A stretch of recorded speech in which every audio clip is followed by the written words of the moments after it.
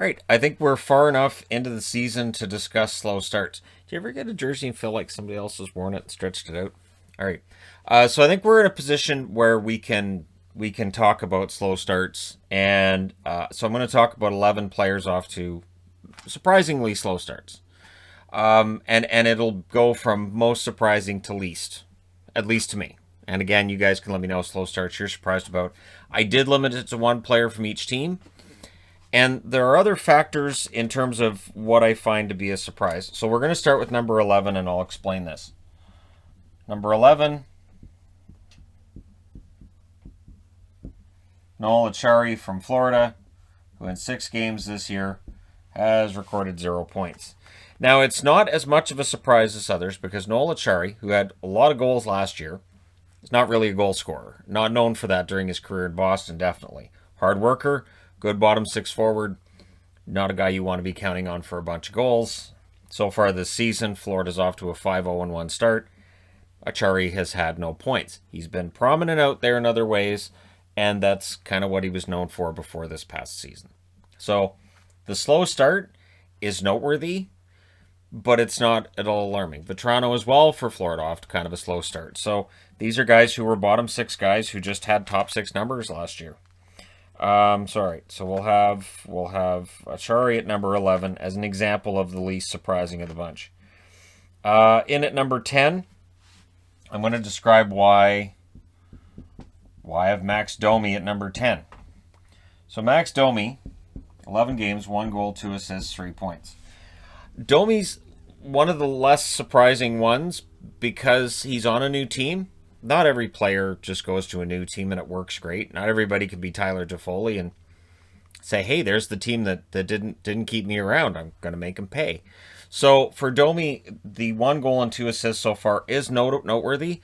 The more noteworthy thing for Domi is this. This is his latest organization, and if it doesn't work out in Columbus, then we start having a discussion about his entire career and where it ends up. And yeah, if it doesn't work out in Columbus, especially with the contract they gave him as sort of a show of faith in his abilities, then Domi's going to be an issue. Because when I get off to guys who are off to fast starts, the guy he was traded for, Josh Anderson, may very well end up on that board.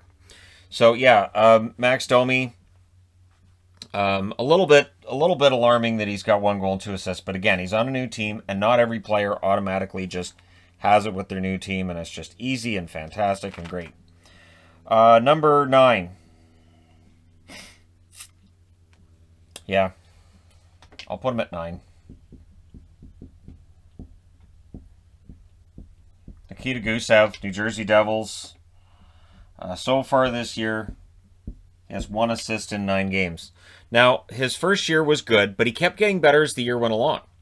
So by that projection, you could say, all right, so he got better as the year went along.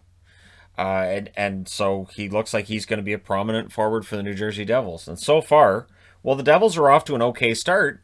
Gusev, just the one helper so far.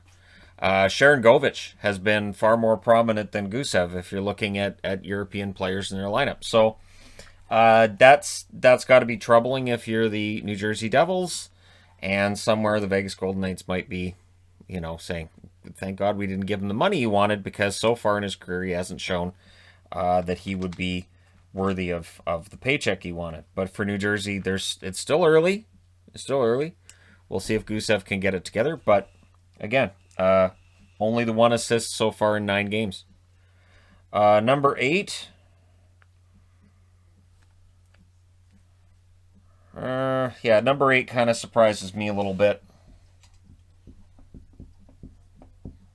Only because I know there's a goal scorer there. And he's been frustrated early in the year. Rickard Rakell, it's not like he's not getting chances. So if you've got him in your fantasy, A, I don't know why. B, okay. I don't know if you necessarily drop him because at least he's getting chances.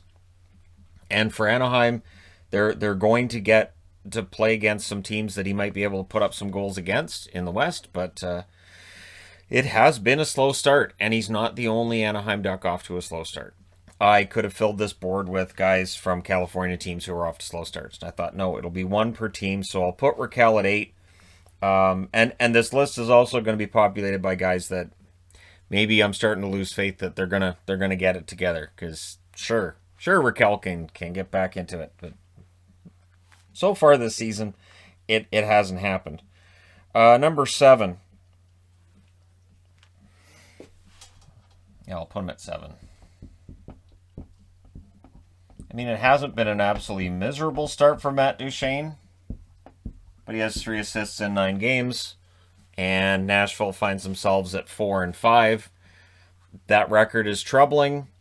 Matt Duchene, so far that contract hasn't lived up to its hype either. When they brought in Duchene, it was supposed to be okay. Now we've got Duchene down the middle. We've got Johansson down the middle. We've got some really good depth at center in Nashville, and it just hasn't translated to wins. And in Duchene's case, it hasn't translated to the amount of points and goals that were expected. I expected a bounce back from last year, and so far, it's been looking worse. So that's the big thing. There are a lot of guys on this list that I expected some sort of a bounce back season from, and if anything, they've gone further in the other direction. Where I'm saying, you know what, maybe I won't bother looking for bounce back candidates next year because maybe it's not a thing anymore. Maybe it's just, these guys just decline and there isn't a comeback. Number 6.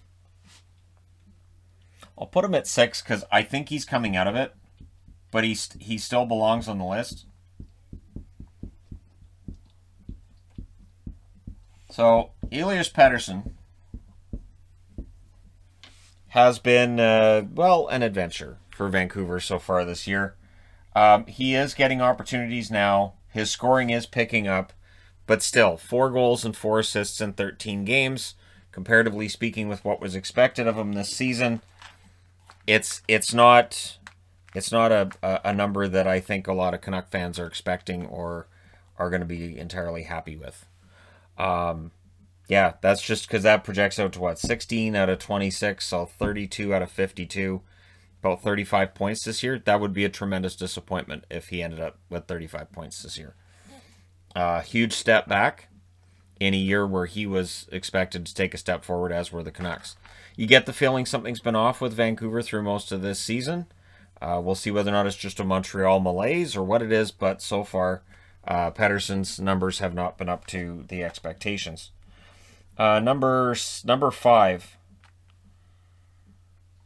Number 5, I'll put him at 5 because, again, I'd expected a bounce back season from him. Not only has Jeff Skinner not had any kind of bounce back season, he's not even scoring at the rate he did last year. He's got 1 assist in 10 games. And I know if you're a Sabres fan, the comment automatically is, well, he's not being coached right, he's not being given the ice time. He's not when he is on the ice. And no matter what line he's been on for Buffalo, I've made a point of watching for him because I'm waiting to see him make that improvement. He's just not driving the play. He's not where he needs to be if he's going to get out of this slump. And I can totally understand why Ralph Kruger does drop him down the lineup. He's not generating the kind of offense you need on that wing. You can't just throw him next to Eichel and say, okay, now he'll produce. Not necessarily. And that's been a theme in the NHL going back to the 80s. I can remember cases where a player might be playing his way out of a city and if fans would say, well, it's not his fault. The coach just isn't giving him the amount of ice time. Give him more ice time. But you have to earn your ice time because it sends a message to your teammates that you don't have to earn your ice time. You're just handed your ice time. And then if you're a coach, you could end up losing the room if you're just handing guys ice time who aren't producing. So for Skinner, given an opportunity, or I want to say in the last week he was given an opportunity and it just didn't work. They threw him with Eichel and it just didn't work. So we'll see whether or not Skinner gets back there, but so far it hasn't been great for him. Number 4.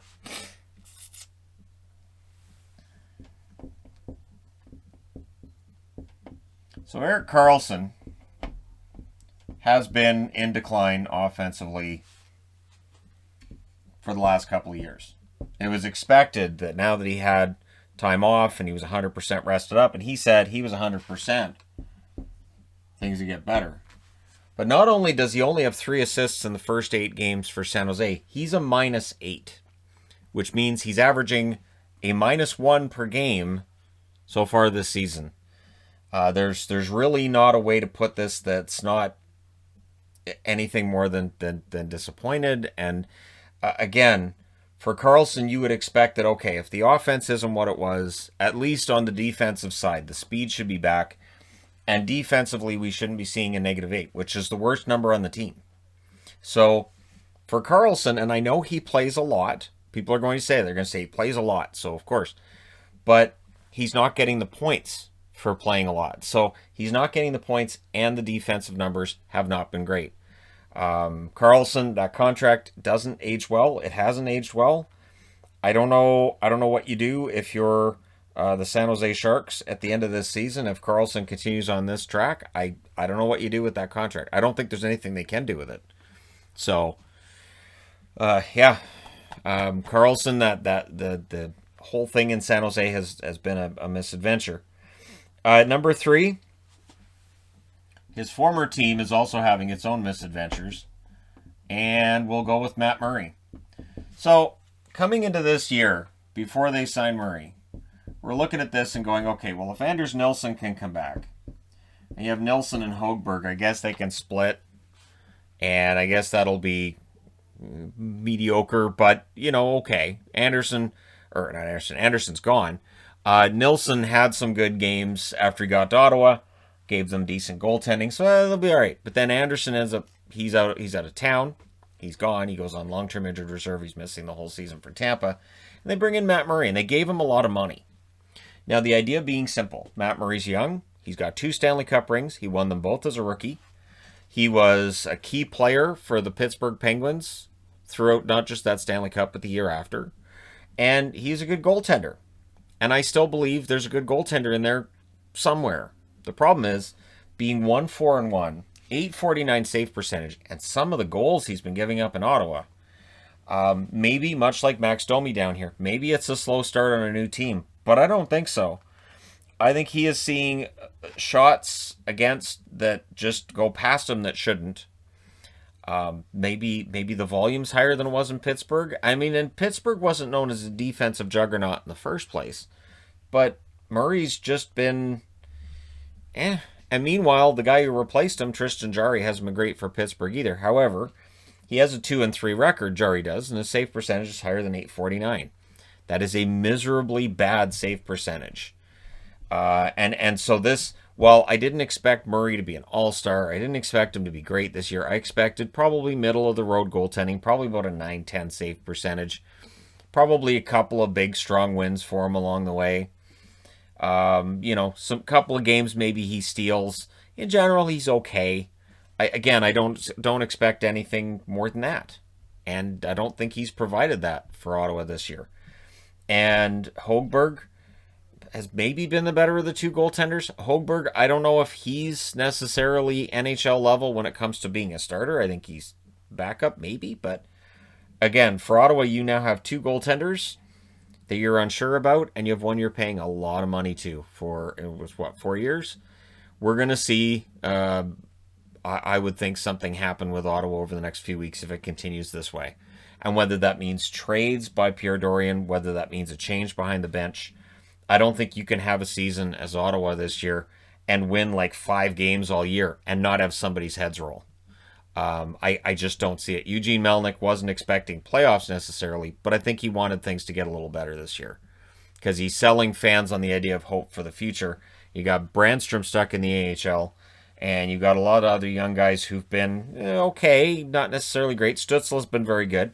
Colin White, mixed results.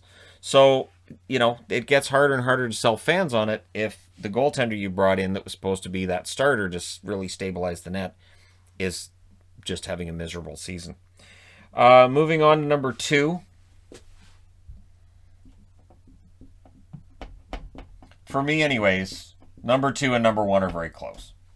But I'll go with Seth Jones at number 2, who in 11 games has 1 goal, 1 assist, 2 points. And it does look like he's turning things around. But that -10, there's an odor to that -10. And for a team in Columbus that isn't really off to a miserable start. It hasn't been a great start for Columbus overall. They're going to have a hard time in that division. But Jones's -10 sticks out like a sore thumb. And I've mentioned this in recent videos too. He can be iffy in defensive areas as long as the offense is there. When the offense isn't there, it makes the defensive issues glaring. Along like PK Subban lines, along Erik Karlsson lines, where when that fantastic offense isn't there, in Vancouver, you've got Quinn Hughes. This is another example. When the offense isn't necessarily firing, you notice turnovers a little more. You notice defensive miscues a little more. Because you can't say, well, yeah, Seth blew the coverage on that goal, but at least he had the nice setup on the other one, so it kind of cancels itself out. Right now, there's not a lot of canceling out going on.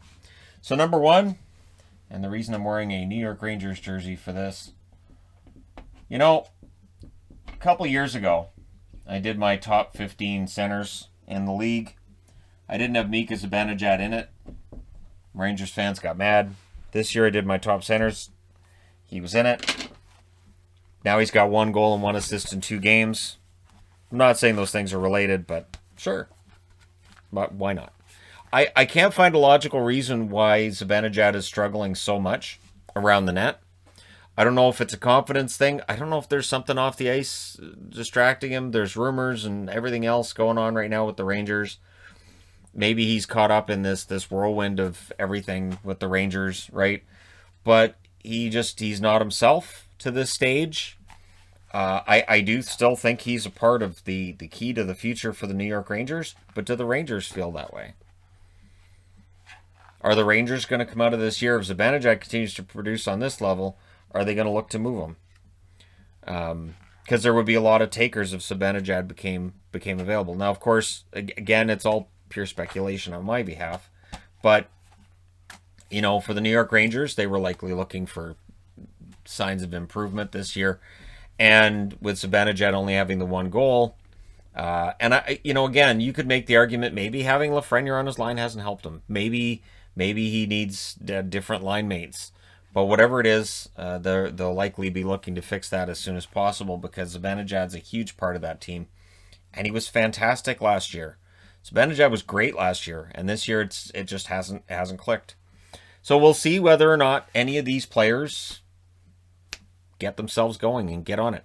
I do think Pettersson is off to a better last, I'll say, 5 games than the first 8. I think he's been playing better. I do think Seth Jones will figure it out. I do wonder if the defensive game's going to hold him back and going to hold him off that top pairing. And I've not given up on Raquel for the fact that he is getting chances. But we'll see. And again, with Domi, it's a new team. Maybe he figures it out over the next 10 games. And by the end of the season, we're talking about what a solid addition he was for Columbus. And that's a trade that may very well help both teams. Between Columbus and Montreal. It's definitely out Montreal having Josh Anderson, but we'll see, right? Let me know your thoughts. Which player's off to a slow start that's not on the board that you think is noteworthy? Don't forget to hit like and subscribe. If you're browsing your way through, you just happened upon this video. Thank you guys so much for watching, for all your support. I will talk to you again soon.